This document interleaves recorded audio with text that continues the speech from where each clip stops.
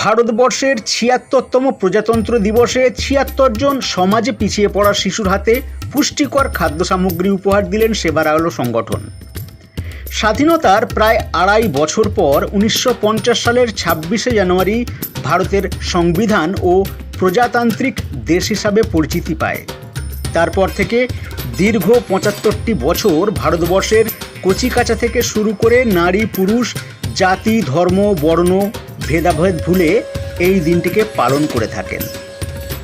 আর আজ ২৬শে জানুয়ারি ভারতবর্ষের ৭৬তম প্রজাতন্ত্র দিবস উপলক্ষে হাওড়া সাঁতরাগাছির বোকোপাড়ার সেবার আলো সংগঠনের পক্ষ থেকে ৭৬ জন পিছিয়ে পড়া খুদেদের হাতে পুষ্টিকর খাদ্য সামগ্রী উপহার তুলে দিলেন। প্রথমে ভারতের জাতীয় পতাকা উত্তোলন করে ভারত মাতাকে স্মরণ করে এই অনুষ্ঠানের শুভ সূচনা করেন সেবার আলো সংগঠনের কর্ণধার শেখ মোবারক।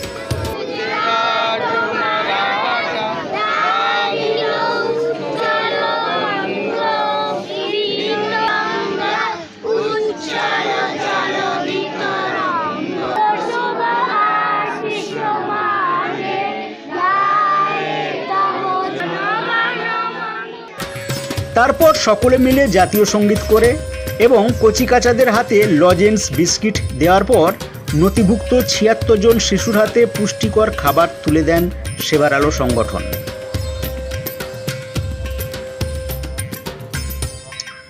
শেখ বি রহমানের report, AMP news, Howrah Santragachi.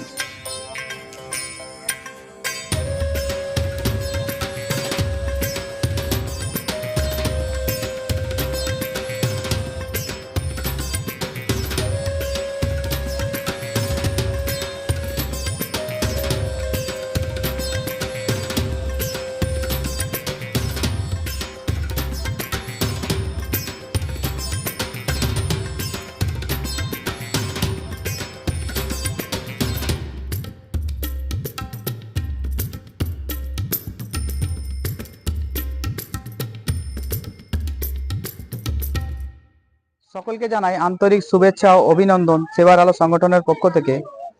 ১৯৫০ সালে ভারতে প্রজাতন্ত্র দিবস প্রতিষ্ঠিত হয়েছে।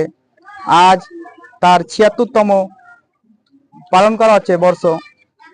ভারতের বিভিন্ন জায়গায় বিভিন্ন প্রকারে বিভিন্ন ধরনের মানুষ পালন করছে। আজ আমরা সেবার আলো সংগঠনের পক্ষ থেকে ৭৬তম প্রজাতন্ত্র দিবস অর্থাৎ রিপাবলিক ডে আমরা পালন করলাম এবং ৭৬টি বাচ্চাকে পুষ্টিকর খাদ্য আজ আমরা উপহার দেব আমাদের সেবার আলো সংগঠনের পক্ষ থেকে। এবং আজকের দিনে আমাদের ভারতের সংবিধান লাগু হয়েছিল, চালু হয়েছিল। বাবা বি.আর. আম্বেদকর যিনি রয়েছেন উনি চালু করেছিলেন আজকের দিনেই।